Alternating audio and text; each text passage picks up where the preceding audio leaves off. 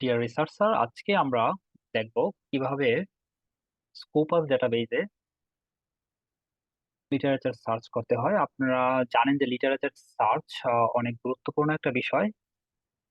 কারণ হচ্ছে আমরা যদি আমাদের ফিল্ডে কি ধরনের রিসার্চ হয়েছে ইতিমধ্যে সেটা দেখতে চাই, তো সেটার জন্য আমাদের লিটারেচার সার্চ করতে হবে। সো লিটারেচার সার্চ আমরা অনেক ধরনের ডেটাবেস থেকে সার্চ করতে পারি।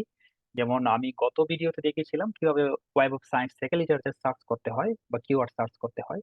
তো আজকে আমি দেখাবো কিভাবে স্কোপাস ডাটাবেস থেকে আপনি আপনার যে বিষয় রিসার্চ করতে চাচ্ছেন এই বিষয়ে কিভাবে লিটারেচার গুলো সার্চ করবেন বা আর্টিকেল গুলো কিভাবে ফাইন্ড করবেন। দেখেন, আমরা যদি স্কোপাস ডাটাবেসে যাই তাহলে দুইটা অপশন পাবো। একটা হচ্ছে বেসিক সার্চ আর একটা হচ্ছে অ্যাডভান্স সার্চ। তো আমি আপনাদের এখানে প্রথমে অ্যাডভান্স সার্চটাই দেখাচ্ছি, কারণ অ্যাডভান্স সার্চটা যখন আমরা করব দেখবো যে অনেকগুলা বিষয় আসলে জড়িত এবং অনেক ভালোভাবে আমরা ডেটাটাকে বা আপনার যে আর্টিকেলস গুলো চাচ্ছেন সেই রিলেটেড আর্টিকেল গুলো অ্যাডভান্স সার্চের মধ্যে খুব সহজেই চলে আসবে। দেখেন, আমরা যখন অ্যাডভান্স সার্চে যাব, আমি এটা আমার একটা আগের একটা হিস্ট্রি ছিল, আমি এটা মুছে দিচ্ছি। আপনি যখন অ্যাডভান্স সার্চে যাবেন এরকম একটা স্পেস পাবেন, যে স্পেসে আপনি আপনার সার্চ যে সার্চ স্ট্রিংটা বা সার্চ অপারেশনটা আপনি লিখতে পারেন। সো এখন আমি প্রথমেই চলে যাব যে এখানে আমার যে বিষয়টা প্রথমে আমি চাচ্ছি যে আমি সার্চ করব, এবং সার্চ কোথায় করব? আমি টাইটেল, অ্যাবস্ট্রাক্ট এবং কিওয়ার্ডে সার্চ করব। এই জন্য কিছু ফিল্ড আছে, দেখেন এখানে কিছু অপারেটর আছে, অ্যান্ড, অর, নট, আর এখানে কিছু ফিল্ড আছে। তো আমরা এই ফিল্ডে টেক্সচুয়াল কন্ট্রাক্টে চলে গেলাম। তো টেক্সচুয়াল কন্টেন্টে দেখেন এখানে আমরা হচ্ছে অ্যাবস্ট্রাক্ট আছে, অল ফিল্ড আছে না, আমরা এখানে চলে যাব হচ্ছে টাইটেল, অ্যাবস্ট্রাক্ট, কিওয়ার্ড। দেখেন কোথায় টাইটেল, অ্যাবস্ট্রাক্ট, কিওয়ার্ড আছে, ডকুমেন্ট টাইটেল, অ্যাবস্ট্রাক্ট, কিওয়ার্ড, তাহলে এটা, হ্যাঁ। তো এখানে গিয়ে আমরা একটা প্লাস চিহ্ন দিব। তার মানে এই প্লাস চিহ্ন দেওয়া মানে আপনার এইটা হচ্ছে টাইটেল, অ্যাবস্ট্রাক্ট, কিওয়ার্ড। এটা আলাদাভাবে লিখতে হবে না, আপনি লিখতেও পারেন, বাট এখান থেকে সরাসরি আমরা চলে আসছে এরকম করে। দেন আমরা হচ্ছে আমাদের নির্ধারিত যে কিওয়ার্ড গুলা সেগুলো টাইপ করব। এখন দেখেন কিওয়ার্ড টাইপের ক্ষেত্রে আমি হচ্ছে আমার একটা টাইপ করা ছিল, এটা আমি এখানে পেস্ট করে দিচ্ছি, দেখেন। সো আমি যে কিওয়ার্ডটা টাইপ করেছি, আমি ডাবল ব্র্যাকেট এটা আমি রিমুভ করে দিচ্ছি, কারণ আমাদের একটা ব্র্যাকেটই লাগবে। সো একটু বিষয় খেয়াল করেন, এখানে হচ্ছে আমাদের সার্চ স্ট্রিংটা। তো ইম্প্যাক্ট ফাইন্যান্স আমরা সার্চ করছি, এটা আমাদের একটা দিলে হবে stearic marks. Impact finance search করছি এবং হইতেছে সাথে সাথে আমরা দিচ্ছি or impact investment, or sustainable finance, or sustainable investment. আপনি এই যে অর গুলো আছে বা অপারেটর গুলো, এগুলো আপনি এখান থেকে ক্লিক করেও নিয়ে আসতে পারেন, অথবা আপনি লিখতেও পারেন, হ্যাঁ। মানে দুইটাই কিন্তু করা যাবে, আপনি যদি লিখতে চান কিবোর্ড দিয়ে সেটাও লিখতে পারেন। আমি জাস্ট লিখে ফেলেছি, এই জন্য আমার আর এখান থেকে আমি অপারেটর গুলো আর ক্লিক করি নাই। তো আপনি যখন এরকম করে লিখবেন, লেখার পরে আপনাকে আহ, চলে যাবেন, আপনি সার্চে চলে যাবেন। দেখেন এখন আমি যদি সার্চ করি, একটু ওয়েট করতে হবে।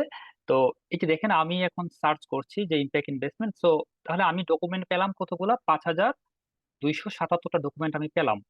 সো এর ভিতরে আমি এখানে বিভিন্ন ভাবে সর্টিং করতে পারি। আমি যদি চাই যে সাবজেক্ট এরিয়াটা আমি বিজনেস ম্যানেজমেন্ট, অ্যাকাউন্টিং নিব, ইকোনমিক্স এন্ড ফাইন্যান্স নিব, তাহলে কিন্তু আমি আমার সার্চটা এর ভিতরে লিমিট টু করতে পারি। আমি তাহলে আরো কিছু, আমি শুধু আর্টিকেল গুলো দেখতে চাই, আমি বুক চ্যাপ্টার দেখতে চাই না বা কনফারেন্স পেপার দেখতে চাই না, তাহলে আমি এটাকে লিমিট টু করে দেবো। আমি যদি ইংলিশ গুলো দেখতে চাই তাহলে আমি সেটাকেও আমি ক্লিক করে দেবো। মোটামুটি এখানে আপনি আপনার ফিল্টারিংটা করতে পারেন। তো ফিল্টারিংটা করার পরে আমি কি করব, লিমিট টু করে দিব। দেখেন এখন যে পেপারগুলো এখানে আসছে সেগুলা হচ্ছে আমার 1800 পেপার আমি ডকুমেন্ট পেয়েছি, সেগুলো হচ্ছে আমার এই keyword related: impact finance, impact investment, sustainable finance, sustainable investment.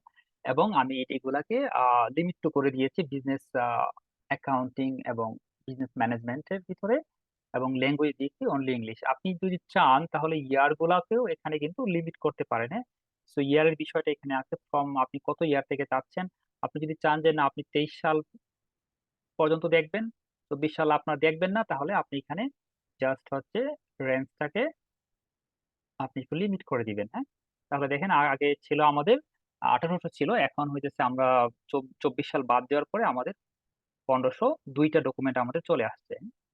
So এভাবে আপনি আপনার বিষয়ে, যে বিষয়ে সার্চ করতে চান সেই বিষয়গুলো আপনি দেখে নিতে পারেন বা পেপারগুলো পড়ে নিতে পারেন। এখানে করার পরে আপনি ইচ্ছা করলে শো অ্যাবস্ট্রাক্টে গিয়ে দেখতে পারেন যে এই পেপারটা আপনার সঙ্গে রিলেটেড কিনা। সো এভাবে, এবং আমরা পরবর্তীতে আপনারা এটাকে বিভিন্ন ধরনের ফাইলে এক্সপোর্ট করতে পারেন।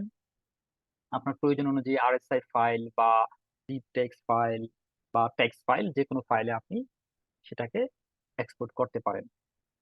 তো আমরা পরবর্তী কোনো ভিডিওতে দেখব যে আমরা হচ্ছে এই যে আমরা ডাটাটা এক্সট্রাক্ট করলাম, সেটা করার পরে আমরা পরবর্তী আমাদের কি কাজ হবে। আপনি যদি বিবলিওমেট্রিক্স করতে চান, সেক্ষেত্রে আপনার ডাটাটার এক ধরনের কাজ করতে হবে, এবং আপনি যদি আপনার পড়ার উদ্দেশ্যে এগুলা নিতে চান, তাহলে আপনি আরএসআই ফাইলে ডাউনলোড করে নেবেন। এবং আরআইএস ফাইলে যখন ডাউনলোড করবেন, দেন আপনি তখন মেন্ডেলি বা হয়তো জটেরো বা আপনি যে রেফারেন্স ম্যানেজমেন্ট সফটওয়্যারটা ইউজ করেন সেই সফটওয়্যার নিয়ে কিন্তু আপনি এগুলো পড়তে পারেন। তো ঠিক আছে, আজকে তাহলে এই পর্যন্তই। আমরা পরবর্তী কোনো ভিডিও নিয়ে আমরা আবার আসবো আপনাদের সাথে। তো আপনাদের সবার রিসার্চ অনেক ভালো হোক, অনেক সুন্দর কাটুক আপনাদের দিন। সবাই ভালো থাকবেন।